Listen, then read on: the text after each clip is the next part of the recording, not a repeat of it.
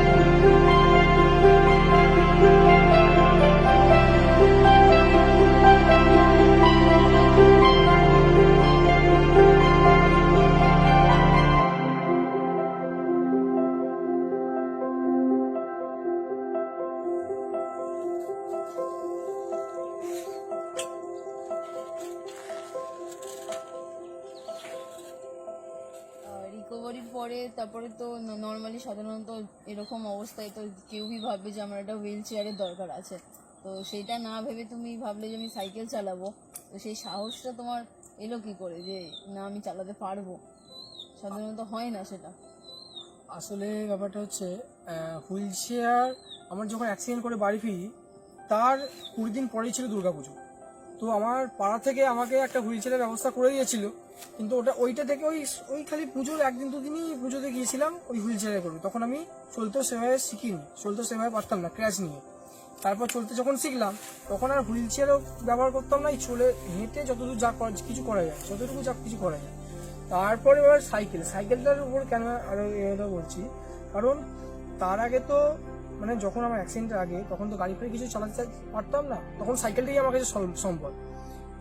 অ্যাক্সিডেন্টের পরেও তাই, আমি যেটা পারছি সেটা আমি করব, আমার কাছে যেটা আছে সেটাই তো আমার চাই। তার থেকে আমি বেশি কেন ভাববো যে আমি হুইল চেয়ার আমি ব্যাপারে ভাবিনি, কারণ আমার বয়সটা তো কম। আসলে হুইল চেয়ার কারা চাবে, বয়স করা চাবে যারা। না কিন্তু নর্মালি একটা পা না থাকলে তখন তার পক্ষে তো হাঁটা চলা করাটাও মানে খুব প্রবলেমের ব্যাপার না, তো সেই ক্ষেত্রে সাইকেল চালাতে চাইছো, সেইটা কি করে মাথায় এলো? সাইকেল চালাতে মানে ওটার প্রতি একটা ভালোবাসা ছিল সাইকেলের, তাই সাইকেলটা প্রথমে। তারপরে আস্তে আস্তে গাড়িও চালাতে শিখলাম। গাড়ি চালাতে বাপি প্রথমে বলেছিল যে না তুই 3 চাকা গাড়ি চালাবি, অর্ডারও দিয়েছিল। সেই দিনই বিকেলবেলা যখন আমাকে বাপি স্কুটি করে নিয়ে গেছিল স্কুলটা, সেদিন বাপি আমাকে স্কুটি চাপিয়ে 3 চাকা গাড়িটা অর্ডার দিয়ে এসেছিল। সেদিন বাপি আমাকে গাড়িটা এনে আমার বাড়ির সামনে রেখেছিল। সেদিন দুপুরবেলা যথারীতি সবাই খেয়ে দিয়ে ঘুমাচ্ছে। এবার তারপর আমার কি যেন মনে হলো যে আমি এই বয়সে 3 চাকা গাড়ি চালাবো, আমি কেন চালাবো, একটা আবার সেই ব্যাটারিওয়ালা গাড়ি কেন কিনতে হবে, কি দরকার। বাপি আমার ডাইনিংয়ে ছিল বাপির গাড়ির চাবিটা, ওইটাই নিয়ে একবার স্কুটিতে ভাবলাম যদি পড়ে যাবো, বাপিকে চাজাবো, বাপি এসে আমাকে মা এসে তুলবো, ভাই এসে তুলবে, কি দরকার। তার থেকে আবার চালিয়ে দেখি না, যদি পড়ে যাই ঠিক আছে কোনো ব্যাপার না। তারপর চালিয়ে একটুখানি এগোলাম যেই আমি চালাতে পারছি, তখন আমি একটা রাউন্ড দিয়ে এলাম। তারপর ঠিক আছে, আমি আর কিনলাম না, বাপিকে বললাম কিনতে হবে না, আমি এটাই চালাবো। তারপরেও বাপি বলেছে এমনি নর্মালি মানে কোথায় কোথায় মানে রাইডে যাওয়া হয় বা কত কিলোমিটার? রাইডে এখান থেকে আমাদের সিঙ্গুর থেকে তারকেশ্বর, তারপর হচ্ছে আমার চন্দননগর, বিভিন্ন জায়গা। এখান কত থেকে বড়া, কিলোমিটার মানে? এই ধরুন এখান থেকে এটা তারকেশ্বর হচ্ছে 25 কিলোমিটার, মানে আপ ডাউন হচ্ছে 50 কিলোমিটার এরকম। চন্দননগরটা হয়তো 16 কিলোমিটার মতো হবে, 16 কি 17 এরকম হবে। এরকম আপ ডাউন এরকম ছোটোখাটো প্রায় লেগে যায়। আর বড় কোনো? হ্যাঁ বড় কোনো বলতে বাংলাদেশটা তো চেষ্টা করেছিলাম, সাইকেল স্টিমের সাথে করে তো হয়ে উঠলো না, কারণ হচ্ছে ভিসাটার জন্য। তারপরে তো আমার আসলে একা তো বেরিয়েছি, একা তো কোনোদিন বেরোই না, যতবার বেরিয়ে হুগলি সাইকেল স্টিমটার সাথেই বেরোই। এবার যেহেতু একা বেরিয়েছি, এবার আমাকে অর্পিত দাস সেও আমাকে সব চার্ট তৈরি করে দিয়েছিল যে কোথা থেকে কীভাবে যেতে হবে, সেগুলো দেখেও মানে রাস্তা আমি মধ্যখানে ঘুরে দিই। তারপর লাস্ট আমি সাগরদাড়ি পর্যন্ত যেতে পারছি। ফেব্রুয়ারি মাসের 14 তারিখ এখান থেকে আমাদের বেরোবার কথা ছিল হুগলি সাইকেল স্টিমের সাথে আমার। তো হুগলি সাইকেলে সকাল 8টার সময় চন্দননগর থেকে বেরোবার কথা ছিল বাংলাদেশ। তো ওই দিন আমি ভিসা পাইনি, তার আগে ওই দিন আমি 14 তারিখ ছিলাম আমি কলকাতায়, আমি ভিসা পেয়েছি 3টে আমার হাতে এসেছে। ওখান থেকে আমি বাড়ি মানে সিঙ্গুরে ফিরেছি হচ্ছে 5টা। আমি এখান থেকে আবার বেরিয়েছি 6টা বেরিয়ে তারপর গিয়েছিলাম বসিরহাট, গিয়ে ওইখান থেকে তার পরের দিন বর্ডার ক্রস করে তারপর হচ্ছে সাতক্ষীরা হয়ে সাগরদাড়ি পর্যন্ত গিয়েছিলাম। তারপর ওই দিন আমি আর রাস্তা ঠিক করতে পারিনি, ওনাদেরকে ধরার জন্য আমি কিন্তু বেরিয়েছিলাম ওই দিনেই, কিন্তু আমি শেষ পর্যন্ত পারিনি ওনাদেরকে ধরতে। ওনারা অনেকটা আগেই গিয়েছিলেন, ওনাদের রুটটা আলাদা ছিল, তো ওনারা অনেকটা এগিয়ে গেছিলেন, আমি আর করতে পারিনি। তারপর আমি যখন সাগরদাড়ি পর্যন্ত গেছিলাম তারপর আমি আর রাস্তাটা আমার কাছে আর ক্লিয়ার ছিল।